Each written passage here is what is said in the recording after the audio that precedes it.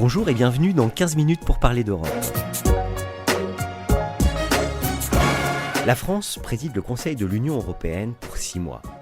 À cette occasion, la délégation des barreaux de France et Lefebvre d'Alloz s'associe pour vous proposer ce podcast, dont la vocation est de sensibiliser sur les travaux et les actions conduites dans le domaine de la justice au plan européen.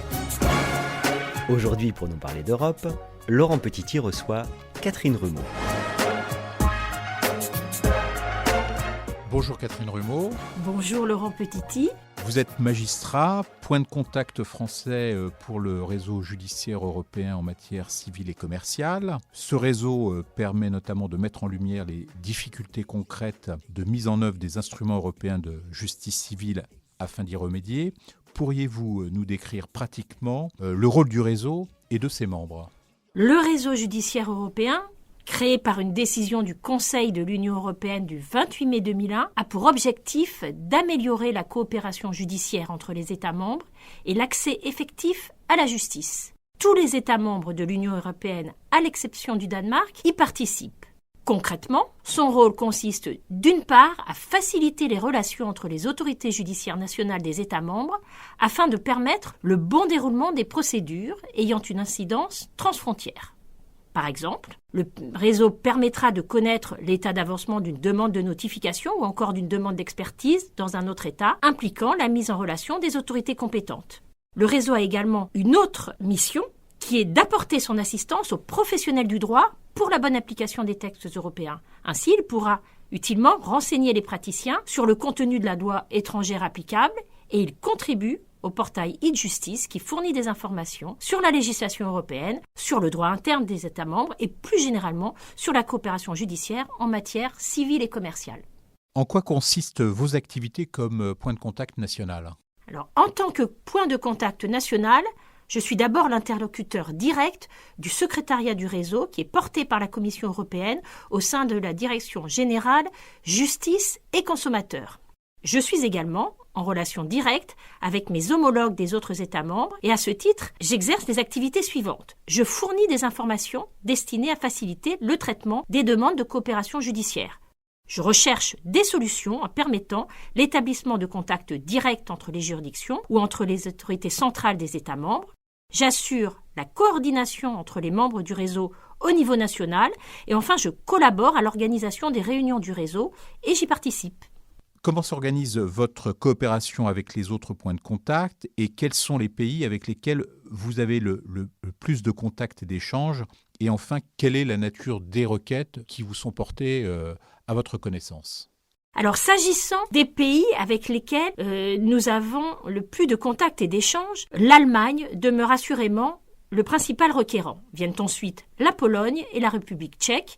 Nous avons également une collaboration étroite avec l'Italie et le Portugal. Concernant maintenant la nature des requêtes, la première source des demandes concerne les problèmes qui sont rencontrés en matière de signification. Il faut savoir en effet que ces questions représentent 35% des requêtes dont le réseau est saisi. Plus de 200 000 formulaires sur ce sujet ont ainsi été téléchargés sur le portail e-Justice l'an dernier.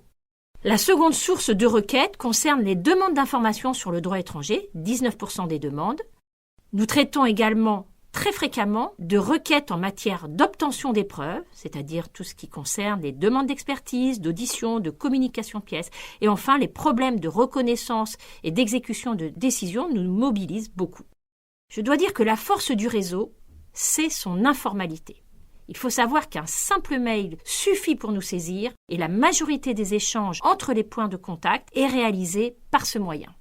Depuis juin 2009, les autres professionnels de la justice, tels les avocats, ont intégré le réseau. En quoi cela a-t-il enrichi les travaux du réseau ? Alors effectivement, Laurent, depuis une décision du 18 juin 2009, négociée sous présidence française, le réseau judiciaire européen en matière civile et commerciale, qui était à l'origine exclusivement composé de magistrats, s'est considérablement élargi en intégrant les professions juridiques et judiciaires que sont les avocats, les notaires et les huissiers de justice qui concourent directement à l'application du droit européen. Leur participation contribue à renforcer la coopération judiciaire et à développer le réflexe européen en faisant circuler les informations et en organisant des formations à l'attention de leurs membres. En outre, la participation des professions enrichit les discussions car elle permet de faire remonter les besoins et les difficultés pratiques rencontrées sur le terrain à l'occasion de l'application des différents instruments. Je souhaiterais souligner l'interdisciplinarité du réseau français puisqu'il organise des séminaires périodiques qui regroupent toutes les professions du droit et qui sont d'ailleurs animés par des magistrats, des avocats, des huissiers, des notaires. Il y a également l'organisation d'une réunion annuelle qui a lieu généralement dans le dernier trimestre de l'année, qui rassemble l'ensemble des acteurs du droit pour faire le point de l'activité européenne au cours de l'année passée et présenter les projets à venir. Le réseau a permis à la Commission européenne d'interroger les différents acteurs concernant les orientations que prendront les réformes des instruments existants. Quelles sont, selon vous, les prochaines propositions législatives qui pourraient émerger ? Il est vrai que le réseau judiciaire européen en matière civile et commerciale est devenu un véritable forum de prospection législative au sein duquel la Commission européenne peut tester ses projets. Partant du postulat que les retards et les coûts causés par les procédures papier constituaient des freins à la coopération judiciaire européenne, la Commission a fait de la numérisation l'une de ses priorités et a adopté le 2 décembre 2020 un ensemble d'initiatives destinées à favoriser l'accès des citoyens européens à la justice en ligne. Ces efforts se sont poursuivis en 2021 puisque la Commission a proposé le 1er décembre un nouveau règlement sur la numérisation de la coopération judiciaire et l'accès à la justice en matière civile, commerciale et pénale entre les États membres. Avec ce nouveau texte, il sera désormais possible aux parties, par voie électronique, de communiquer avec les autorités compétentes, d'engager une procédure judiciaire à l'encontre d'une partie se trouvant dans un autre État membre, de recourir à la visioconférence lors des audiences dans les affaires transfrontières et de transférer numériquement des demandes, des documents et des données entre les autorités et les juridictions nationales. Quels seraient, selon vous, les points de réforme à envisager pour perfectionner encore la coopération judiciaire entre les États membres au bénéfice du justiciable européen ? Alors, comme l'a souligné Maître Thierry Vickers, qui est le 3e président du Conseil des barreaux européens, si la numérisation de la justice présente de multiples avantages, elle devra néanmoins être appréhendée avec la plus grande vigilance afin que soit garanti le droit à un procès équitable, ce qui implique l'égalité des armes, le secret professionnel, l'indépendance de la justice, le respect des droits fondamentaux. Il faudra également veiller à l'interopérabilité avec la mise en place de systèmes informatiques flexibles et faciles d'accès. L'intelligence artificielle peut en effet, par une mauvaise utilisation, porter atteinte aux principes fondamentaux du contradictoire et de l'impartialité, et il ne saurait être question de déléguer à une machine ce qui relève fondamentalement de l'esprit humain.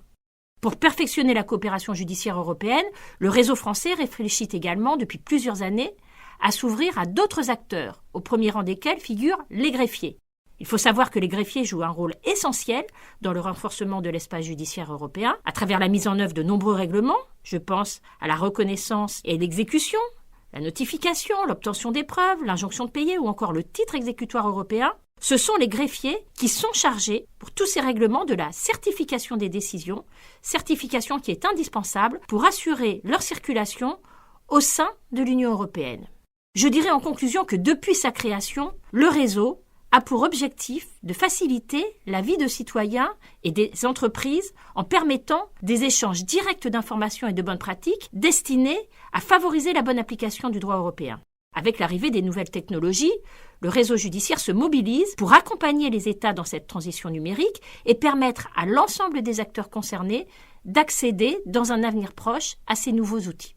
Catherine Rumeau, je vous remercie pour nous avoir présenté le réseau judiciaire européen en matière civile et commerciale. Et je suis certain que les avocats qui vous entendront seront les futurs utilisateurs de ce réseau. Je vous remercie, Laurent, et le réseau sera toujours très attentif aux propositions des avocats qui contribuent de manière très importante à la vie de ce réseau. Merci beaucoup. 15 minutes pour parler d'Europe, c'est fini pour aujourd'hui. Avec ce podcast inédit, nous espérons susciter le réflexe européen. Nous espérons donc vous retrouver, plus nombreux encore, au prochain épisode. À bientôt.